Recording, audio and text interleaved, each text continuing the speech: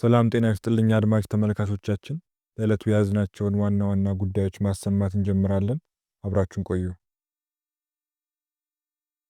ኢዜማ የብልጽግና አጋር ነው እንዳይባል በመስጋት ብሔራዊ ጥቅምን ከሚያስጠብቁ ጉዳዮች እንደማያፈገፍግ አስታወቀ።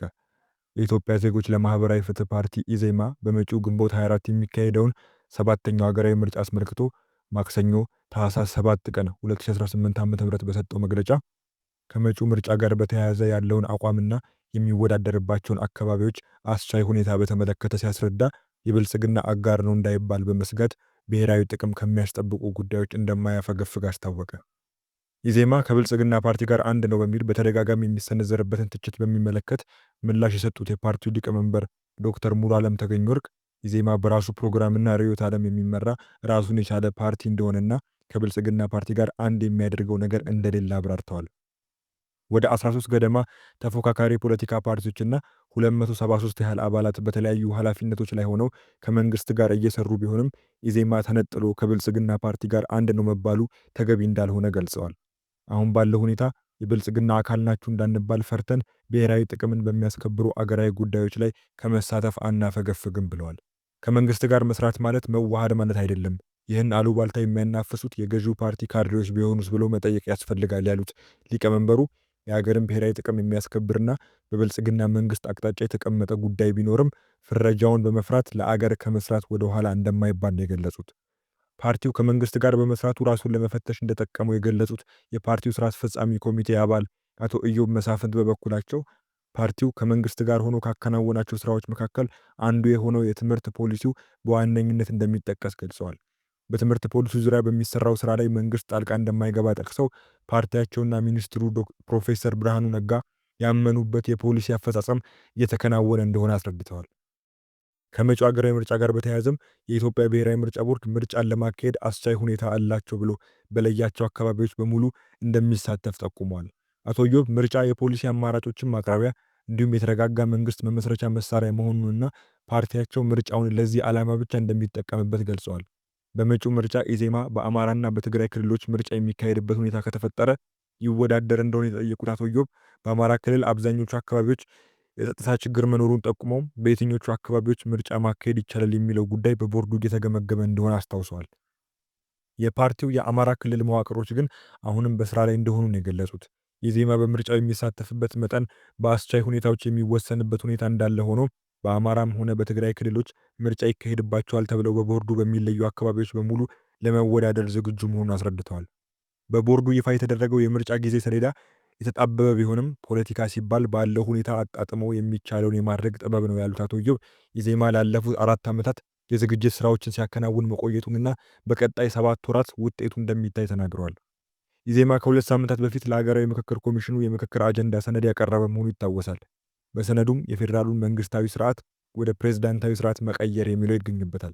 የፕሬዝዳንታዊ ስርዓት አምባገነናዊነትን የሚተክል ነው በሚል በተደጋጋሚ ትችት የሚሰነዘርበት መሆኑን በመጥቀስ ይህንን አጀንዳ እንዴት ልታቀርቡት ቻላችሁ ለሚለው የሪፖርተር ጥያቄ አቶ ኢዮብ ፕሬዝዳንታዊ ስርዓትን አለመከተላችን ከአምባገነናዊ ስርዓት አላዳነንም የሚል ምላሽ ሰጥተዋል። ፓርቲው በመግለጫው መንግስትን ጨምሮ ሁሉም ባለድርሻዎች ምርጫው ተጀምሮ እስኪጠናቀቅ የሚጠበቅባቸውን ኃላፊነት እንዲወጡ ጥሪ አቅርቧል። መንግስት ምርጫውን ነፃ፣ ፍትሐዊና ዲሞክራሲያዊ ለማድረግ የሚጠበቅበትን ኃላፊነት ሊወጣ እንደሚገባ፣ ገዢው ፓርቲ የህዝብ ሀብትን ለምርጫ መቀስቀሻነት እንዳይጠቀም እንዲሁም በክርክርና በውይይት መድረኮች እንዲሳተፍ አሳስቧል። መራጩ ህዝብ ሀሳብን አመዛዝኖ እንዲመርጥና የነቃ ተሳትፎ እንዲያደርግ ተፎካካሪ የፖለቲካ ፓርቲዎችም ከስሜት ቀስቃሽ እንቅስቃሴዎች ታቅበው የመፍትሄ ሀሳብ በማቅረብ ምርጫውን ለምርጫ ዓላማ ብቻ መጠቀም ይኖርባቸዋል ብሏል። ወደ ሌላ ጉዳያችን ስናልፍ ከፌዴራል መንግስትና ከሌሎች የትግራይ ኃይሎች ጋር የምናደርገው ግንኙነት ኋላ ቀሩን ኃይል ማስወገድ ላይ ያተኮረ ነው ሲሉ አቶ ጌታቸው ረዳ ተናግረዋል። የቀድሞ የትግራይ ጊዜያዊ አስተዳደር ፕሬዝዳንት በአሁኑ ጊዜ የጠቅላይ ሚኒስትሩ የምስራቅ አፍሪካ ጉዳዮች አማካሪና የዲሞክራሲያዊ ስምረት ትግራይ ፓርቲ ፕሬዝዳንት አቶ ጌታቸው ረዳ በፓርቲው የመጀመሪያ የማዕከላዊ ኮሚቴ ስብሰባ ከፌዴራል መንግስት ጋር የሚደረግም ሆነ ከሌሎች የትግራይ ኃይሎች ጋር የሚኖረን ግንኙነት ሁሉንም ግምት ውስጥ ያስገባ የትግራይን ህዝብ ማጥፋት ስራዬ ብሎ የሚንቀሳቀሰውን ኋላ ቀር ኃይል ለማስወገድ የሚያስችለን አቅም መፍጠር ላይ ያተኮረ ነው አሉ።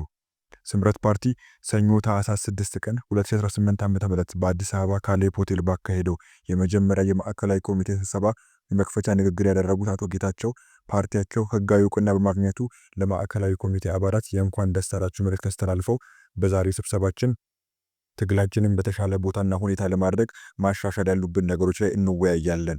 እንዲሁም የህዝባችን ጥያቄ ምላሽ እንዲያገኝ በሰላማዊ መንገድ መፍትሄ ለማምጣት መሬት ላይ ወርደን ምን ማድረግ እንዳለብን እንወያያለን ሲሉም ተናግረዋል። በጦርነት የሚያተርፉ ነጋዴዎች ህዝባችንን ወደ ዳግም ጦርነት እንዳያስገቡት የጀመርነውን ትግል በተደራጀ መንገድ እንዲመራ የአመራር ድርሻ ልናሳርፍበት ስለሚገባ ይህንን አመራር ለመፍጠር የሚያስችል አቅም ማግኘት ከፈለግን በየጊዜው የተገናኘን መሰረታዊ በሚባሉ አስተሳሰቦች ላይ የጋራ መግባባት መፍጠር አስፈላጊ ስለሆነ የተጠራ ስብሰባ ነው ብለዋል። አቶ ጌታቸው የስምረት ፓርቲ ማዕከላዊ ኮሚቴ ዝርዝር ጉዳዮች ላይ በጥልቀት ውይይት እንደሚያደርግ ጠቁሞ ዋናው ትኩረታችን የትግራይን ህልውና ማረጋገጥና በትግራይ ላይ የሚያንዣብበውን የጦርነት ደመና መቀልበስ ነው ሲሉ አስረድተዋል። በዚህ ዓመት ይደረጋል ተብሎ የሚጠበቀውን ሀገራዊ ምርጫ አስመልክቶም ትግራይ በሰላማዊ መንገድ የሽግግር ሂደት የምታደርግበት፣ የተፈናቀለ ህዝቧ ወደ ቤቱ የሚመለስበትና በህገ መንግስቱ መሰረት ራሷን የምታስተዳድርበት ሁኔታ ለመፍጠር እንቅስቃሴ ማድረግ ይኖርብናል ብለዋል። የስምረት ፓርቲ ፕሬዝዳንት በተጨማሪም የምርጫ ዓመት ነውና ትግራይ እንደማንኛውም አካባቢ የድርሻዋ እንድትወጣ የሚገባትን የምትጠይቅ ከሆነም እስካሁን እንቅፋት ሆኖ የቆየውን አስተሳሰብና መሬት ላይ ያለውን ተጨባጭ ሁኔታ ለመቀየር የሚያስችል ስራ ማከናወን ያስፈልገናል ሲሉ አጽንኦት ሰጥተው ተናግረዋል። የፓርቲውን ወቅታዊ አቋም በተመለከተ ማብራሪያ የሰጡት የስምረት ስራ አስፈጻሚ ኮሚቴ አባልና የሚዲያና ኮሚኒኬሽን ኃላፊ አቶ ብርሃነ ገብረ ኢየሱስ ከስብሰባው ጎን ለጎን በሰጡት ጋዜጣዊ መግለጫ በትግራይ በህዝብ የተመረጠ መንግስት ሳይኖርና ክልሉ ወደ ህገ መንግስታዊ ወሰኑ ሳይመለስ የማንነት ጥያቄዎች አይመለሱም ብለዋል። ስምረት ፓርቲ ጠቅላላ ጉባኤ ለማካሄድ ጥያቄውን በደብዳቤ ለትግራይ ጊዜያዊ አስተዳደር ፕሬዝዳንት ሌተናል ጄኔራል ታደሰ ወረደ ቢያቀርብም ጥያቄው በፕሬዝዳንቱ ውድቅ መደረጉን ቀጥሎ መቀሌ የሚገኘው የፓርቲው ጽህፈት ቤት እስካሁን ማንነታቸው ባልታወቀ አካላት ተሰብሮ ንብረቶቹ መውደማቸውን አልፎ ተርፎም በጊዜያዊ አስተዳደር ካቢኔ ጭምር የነበሩ አመራሮች የስምረት አባላት በመሆናቸው እንዲባረሩ መደረጉንና የፓርቲው አባላትና ደጋፊዎች ላይ እንግልት እየደረሰ መሆኑንም አስታውቀዋል።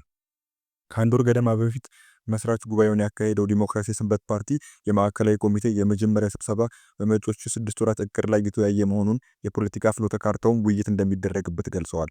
አቶ ብርሃነ በሰጡት ጋዜጣዊ መግለጫ ፓርቲው በመጪው ምርጫ ለመሳተፍ የተዘጋጀ መሆኑን ገልጸዋል። ትግራይ ክልል ውስጥ በኃይል ስልጣን ይይዛለሁ የሚል እኔ ከሌለው ምርጫ አይደረግም የሚል ኃይል ካለ ስርዓት እንዲይዝ መደረግ አለበት ብለዋል። የትግራይ ክልል ወሰን በተመለከተም እስካሁን የፕሪቶሪያ ስምምነት አፈጻጸም መዘግየት አልነበረበትም ያሉት አቶ ብርሃነ በትግራይ በህዝብ የተመረጠ መንግስት መኖርና የክልሉን ወሰንና አስተዳደር ወደ ህጋዊ ስርዓት መመለስ በአካባቢው ከሚነሳው የማንነት ጥያቄ መቅደም አለበት ሲሉ አስረድተዋል። ስምረት ፓርቲ በምርጫም ሆነ ከዚያ ባለፈ ከሌሎች ፓርቲዎች ጋር ቅንጅት ሊፈጠር እንደሚችል የገለጹት ኃላፊው ብልጽግና መሆን ነውር የለውም፣ ግን እኛ ብልጽግና አይደለንም ሲሉ ተናግረዋል። ስምረትና የፌዴራል መንግስት ያላቸው ግንኙነት የፕሪቶሪያ ስምምነት ብቻ ነው በማለትም አክለዋል። ዘገባው የሪፖርተር ነበር።